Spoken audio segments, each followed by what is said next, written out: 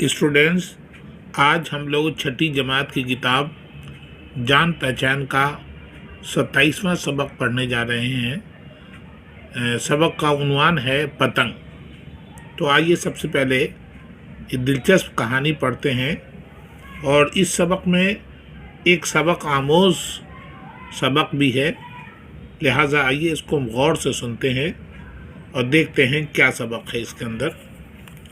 मियाँ रशीद ने एक पतंग उड़ाई। पतंग कुछ ऊंची हो गई तो हवा बोली, आओ भी पतंग, मेरे साथ आओ, मैं तुम्हें दुनिया की सैर कराऊं। पतंग बोली, जी तो मेरा भी चाहता है, मगर इस डोर ने मुझे जकड़ रखा है। पतंग आप जानते हैं कि डोर से बंधा हुआ होता है। हवा बोली, डरने की क्या बात है, मैं तुम्हारी मदद करूंगी। वो बहुत तेजी से चलने लगी और डोर टूट गई। हवा ने कहा, लो अब हम तुम दुनिया की सैर को जाते हैं। वो खूब तेज चलने लगी, पतंग को भी उड़ाए दिए जा रही थी। पतंग घबराई, चिल्लाकर कहने लगी, एहे, इतनी तेज तो मत चलो, मेरी सांस फूली जा रही है। हवा ने एक जोर का कहकहा लगाया और अपनी चाल और भी तेज कर दी। पतंग ने और तेज कर दी।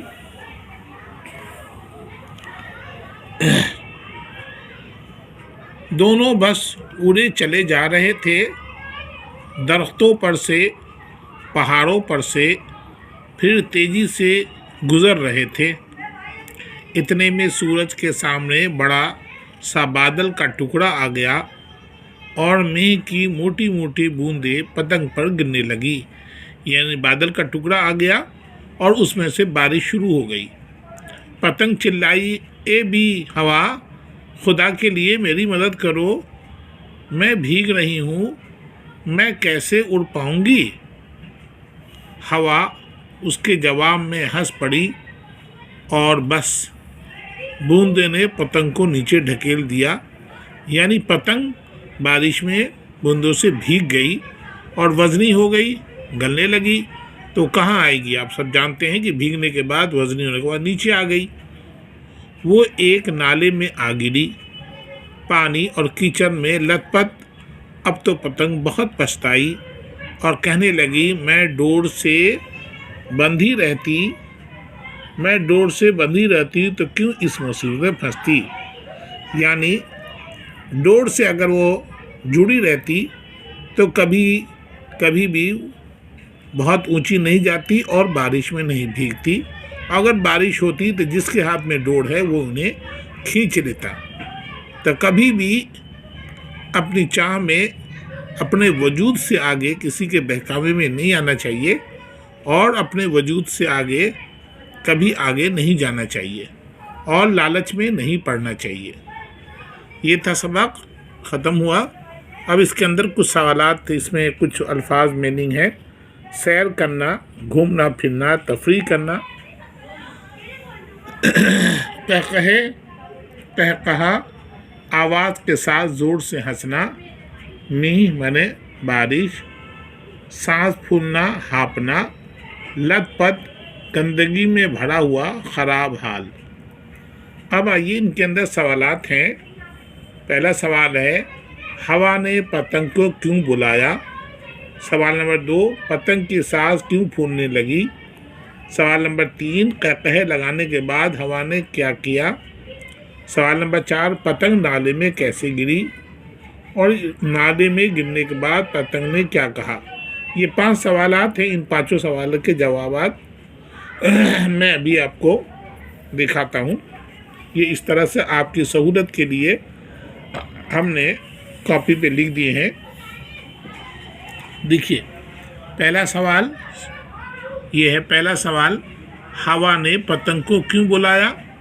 जवाब, हवा ने पतंग को दुनिया की सैर करवाने के लिए बुलाया। सवाल नंबर 2, पतंग की सांस क्यों फूलने लगी? जवाब, हवा तेज रफ्तारी से पतंग को भी उड़ाए लिए जा रही थी, इस वजह से पतंग की सांस फूलने लगी। सवाल नंबर 3, कहकहे लगाने के बाद हवा ने क्या किया? जवाब, कहकहे लगाने के बाद हवा ने अपनी चाल और भी तेज कर दी। सवाल नंबर 4, पतंग नाले में कैसे गिरी? जवाब, बारिश की मोटी मोटी बूंदों की वजह से पतंग भीग गई और वो नाले में आ गिरी। सवाल नंबर 5, नाले में गिरने के बाद पतंग ने क्या किया, क्या कहा? जवाब, नाले में गिरने के बाद पतंग बहुत पछताई और कहने लगी कि अगर मैं डोर से बंधी रहती तो इस मुसीबत में ना फंसती। तो ये 5 सवालात थे, इनके जवाब हमने आपके सहूलत के लिखवा दिए। एक इसके अंदर आखिर में सवाल है कि इस्म की तारीफ लिखिए। तो इस्म माने नाउन, किसी शख्स, जगह या चीज़ के नाम को इस्म कहते हैं, जैसे रशीद, पतंग, हवा, पहाड़, यानी किसी भी चीज़ के नाम को हम इस्म कहते हैं, नाउन कहते हैं। दुनिया में जितनी चीज़ें हमें दिख रही हैं वो सब के सब इस्म हैं, चाहे वो ज़मीन हो, आसमान हो, पहाड़ हो, कलम हो, किताब हो, कॉपी हो, कोई आदमी हो, नदी हो, पहाड़, वो सब के सब इस्म हैं। तो इस्म की तारीफ़ है, किसी शख्स, जगह या चीज़ के नाम को इस्म कहते हैं। अब उसके अंदर सवाल था कि अपनी सबक से 5 इस्म तलाश करके अपनी कॉपी पे लिखिए। तो देखिए उसका जवाब है इस्म। दरख्त उसके अंदर है सबक में, वो भी इस्म है। बूंदे, बारिश की बूंदे, वो भी इस्म है। सूरज, वो भी बूंदे हैं। बादल और नाला।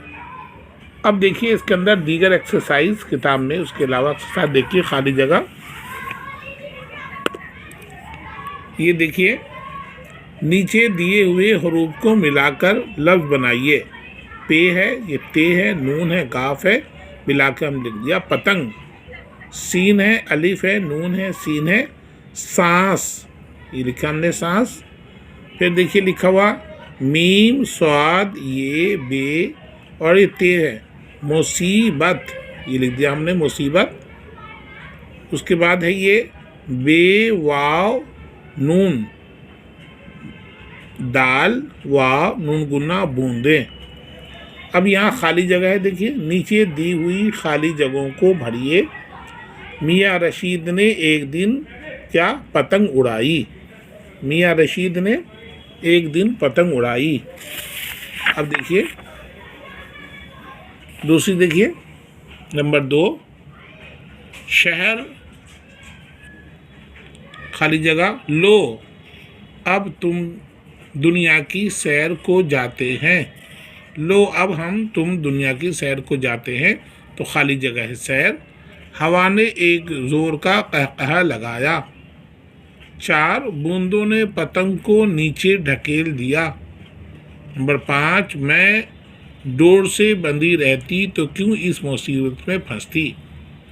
तो ये मैंने रेड पेन से लिख दिया खाली जगह को। अब देखिए 5वां सवाल, नीचे दिए हुए लफ्ज़ों में वाव, नून गुना मिलाकर जमा बनाइए, यानी वाहिद और जमा सिंगुलर और प्लूरल। जैसे शहर तो शहरों, पतंग पतंगों, दरख्त दरख्तों, पहाड़ पहाड़ों, मुसीबत मुसीबतों, बूंद बूंदों। तो ये वाहिद जमा था। कैसे लगा के? वाव और नून गुना लगा के वाहिद जमा बनाना था। यहाँ देखिए जो मैंने पहले बताया था इसम के बारे में, अभी बताया था, पढ़िए, समझिए, लिखिए। इस सबक में रशीद, पतंग, हवा, दुनिया, दरख्त, पहाड़, सूरज वगैरह अल्फाज इस्तेमाल हुए हैं। इन लफ्ज़ों से किसी शख्स, जगह या चीज़ के नाम का इल्म हो रहा है। ऐसे लफ्ज़ों को इस्म कहते हैं। तो मैंने जैसे बताया, जितनी चीज़ें हैं, नाम है, दुनिया में जितनी चीज़ें हमें दिख रही हैं, वो सब इस्म हैं। सबक से 5 इस्म तलाश करके आप भी लिखिए। तो मैंने बताया, तो उसमें लिख दिया था मैंने कॉपी पे। ये 5 चीज़ें हमने लिखा दी, बूंदें, बारिश, पहाड़, दरख्त, ठीक है, नाले। और तो ये थी असदा से गुजारिश है कि तालिम के इसम किस्में। अब आगे हम इसम की किस्में हम पढ़ेंगे, बता देंगे। इसी के साथ ये सबक यहीं पे मुकम्मल होता है। 27वां सबक हमने पढ़ लिया और बहुत दिलचस्प कहानी थी। आप इन्हें कॉपी में नोट कर लें।